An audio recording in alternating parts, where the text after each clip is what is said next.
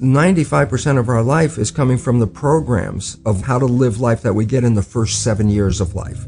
And that's why poor people stay poor and rich people stay rich. The movie The Matrix is not science fiction. It's a documentary.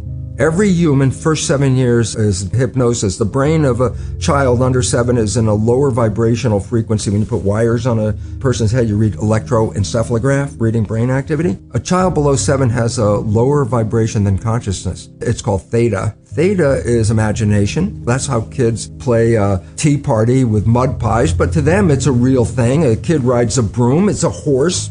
That's theta, imagination. Theta is also hypnosis. And the idea is this: before you can become conscious, if you don't have any programs, what are you going to be conscious of? So nature makes the first 7 years. What kind of programs are required to live on this planet? I say, how do you get them? Theta is hypnosis. You just watch. You watch your parents, you watch your siblings and your community, because you have to learn how many 100,000 rules. Think about it. Just to be a functional member of a family and a functional member of a community, there are rules. Teach an infant these rules. You don't have to. First 7 years, they just observe it and just download it. And then I say, well, why is it relevant? Because this is the unfortunate fact. 95% of our life comes from those programs in the subconscious. Every day, only about 5% of their life are you using conscious, which is creative.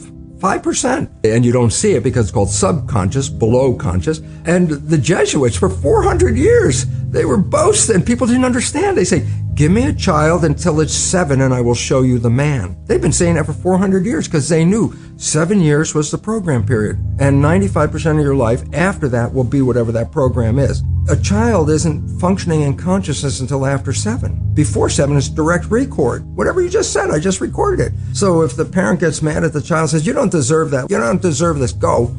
The child is not consciously understanding what you mean. Child just recorded, I do not deserve. Now, if I hear that several times, especially in an emotional situation, because that downloads it faster. Now I'm 40, 50 years old. What is my behavior 95% of the time? And the answer is, well, it comes from the program. I do not deserve. Well, that means unconsciously I will sabotage myself to make sure that the program is correct. I'm making the program true by adjusting the behavior to meet the program. Look, this is not new. I mean, there's the famous book, Rich Dad, Poor Dad. And basically said you come from a poor family and you could struggle your whole life and try to get rich, but you're not going to make it. And if you come from a rich family, you could be stupid your whole life and make it. Not because it was thinking, but it was unconscious behavior that was downloaded from rich families into kids, which is unconscious. So they're making the right moves unconsciously. If they engage their conscious mind, then they look stupid, but it's unconscious. And that's the same thing with poor people. Poor people have beliefs from the family. Oh, you can't make it. Life's a struggle. Things are hard. Who do you think you are? And if that's the program you get, then 95% of the day you will sabotage yourself. And that's why poor people stay poor and rich people stay rich, because the programming. Before I put this knowledge into effect, and I use the word put into effect, why? I had the knowledge academically. It's like, oh my God, look at the research. What does it mean? I understood it from the level.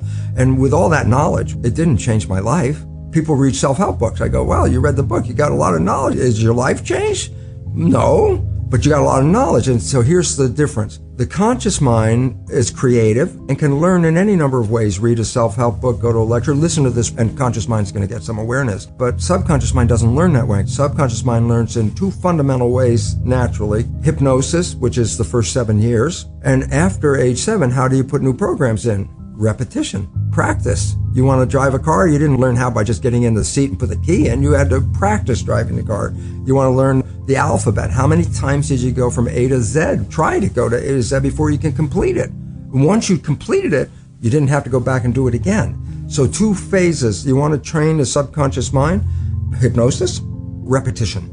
I like the last one because there's a new phrase that's bandied about called fake it till you make it. Meaning, if you're not a happy person, I say you want to be a happy person, then repeat all the time, I'm happy, I'm happy. Well, you don't look happy or anything. No, who am I talking to? By repetition, I'm talking to subconscious. If subconscious gets, I am happy, and 95% of your life comes from that subconscious, there will be a point once the subconscious got, I am happy, you don't have to say it again. It'll be automatic. It's repetitive. That's the secret part. Putting a sticky note on the refrigerator is more like a suggestion, but it's not a repetition. So it doesn't work very well. Repetition is a habit. It's making habit. So you got to do something religiously in the sense of repeating it to make it work. Every night when you go to bed, just when you're falling off into sleep, consciousness is disconnecting. The next period of your brain operation while your consciousness is disconnected is theta, which is the same brain function as in the first 7 years. So if you put a pair of earphones on at night with a program of what you would like to be true in your life,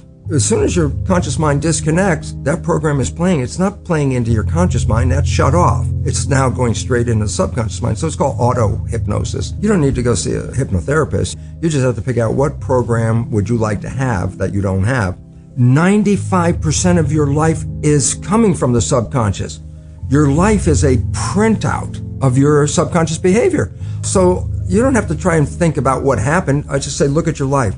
The things you like that come into your life come in because you have a program that supports them.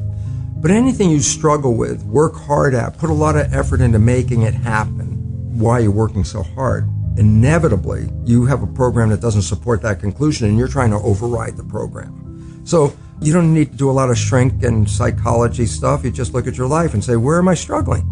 Because wherever you're struggling, inevitably it's a program in your subconscious that does not support that destination you've been looking for. I had to deal with the issue of teaching medical students and going into the classroom, teaching conventional curriculum, the old genes control life story. And so I go in there and teach that to medical students. But when I'd go back in my lab and look at my research on stem cells, my research revealed conclusively that the environment in which the cells live determine genetic activity. So it's complete opposite of what I was teaching in medical school. And the difference is profound. The conventional story, almost everybody's programmed with genes turn on and off, and then they control the character of your life. And if you buy that story, which I did and which I was teaching, it really means that we're victims of our heredity. We didn't pick the genes as far as we know. You don't like the traits, you can't change the genes, and the genes appear to turn on and off by themselves. All of a sudden you see your life is not under your control, it's under the control of the genes. And a lot of people feel that way looking at their family history and going, oh my goodness, I might have the genes for cancer or whatever it is. Since consciousness is involved, once I feed you with an idea that you are susceptible to something, look, I can feed you with an idea that this pill that we just got from the pharmaceutical company, it's the greatest, best thing for your issue. And I give you this pill and you get better. And then later you find out it was a sugar pill and everybody goes, yeah, that's called the placebo effect. And I go, what does it really mean? You didn't get healed by the pill. You got healed by the belief in the pill. Well, yeah, that's what placebo is all about. And at least 1/3, minimum of 1/3 of all medical intervention is placebo effect, where the healing comes from. Everybody goes, yeah, I know about the placebo. I go, yeah, but that's a result of positive thinking. What about negative thinking? And this is what we don't talk about, but the reality is it's equally powerful in regard to affecting your biology as is positive thinking, but it works in the opposite direction. A negative thought is called the nocebo effect. Can cause any disease and you can die. If you believe you're going to die, you can die from the belief. Here's a simple fact. Stress causes up to 90% of doctor visits. How can stress do this? And the answer is very simple. Stress causes a hormone called cortisol to be released in the body. So what does cortisol do? Number one, it causes the blood in the viscera, the guts, where maintenance of the body and healing comes from all the organs. It causes the blood vessels to shut down because it pushes the blood to the arms and legs. Why? Stress means you're ready to run, fight or flight. So you push the energy to where you need it, arms and legs. Well, where do you get it from? Well, you squeeze the blood vessels in the gut. Well, the viscera is growth. That's what the organs are for. Arms and legs are for protection. If I'm in protection, I shut off growth. And more importantly, stress hormones shut off the immune system. The reason is just energy. The idea is if you're being chased by a tiger and you have a bacterial infection, how do you want to split the energy? How much energy you want to run away and how much you want to fight with the immune system? The answer is the hell with the bacterium. I mean, if the tiger catches you, the bacteria is useless. It's meaningless, you know? So when you're in stress hormones shut down the immune system to conserve energy. Does the immune system use energy? Of course. If you've ever been really sick, you never even got out of bed, you have no energy. And if you're in fight or flight mode, you need the energy to deal with the world. So stress hormones physically shut off the immune system. When you're under stress, that's when sickness starts to show up. In fact, it's so good at shutting off the immune system, doctors give patients who are going to receive a foreign organ, a graft of a kidney or a lung or whatever they're grafting, that's foreign tissue. If you put a foreign organ in your body, your immune system's job is to eliminate it.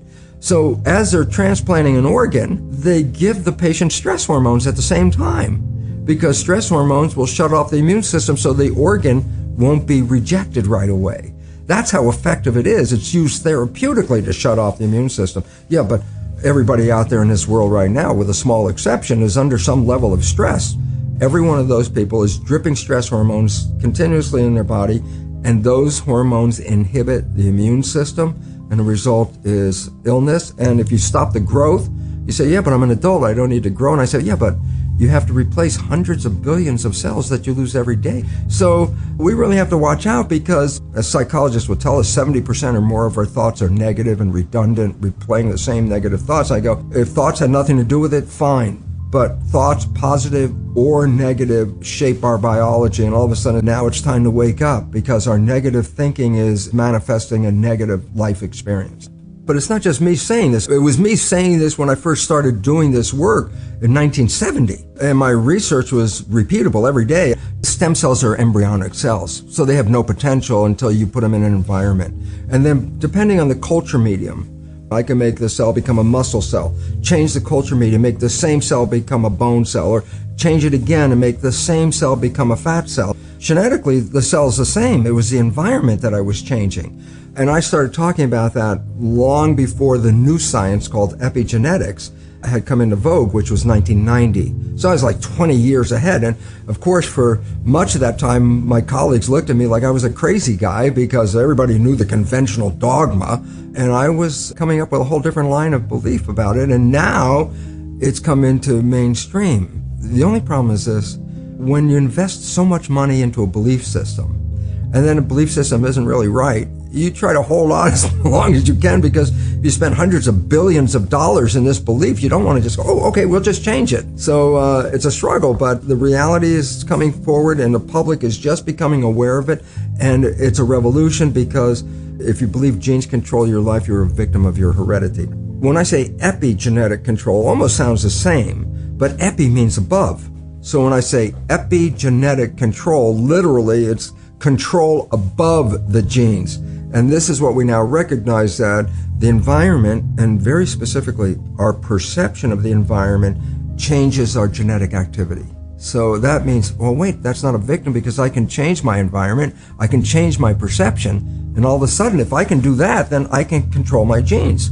Well, we're going from victim to mastery, from genetics to epigenetics.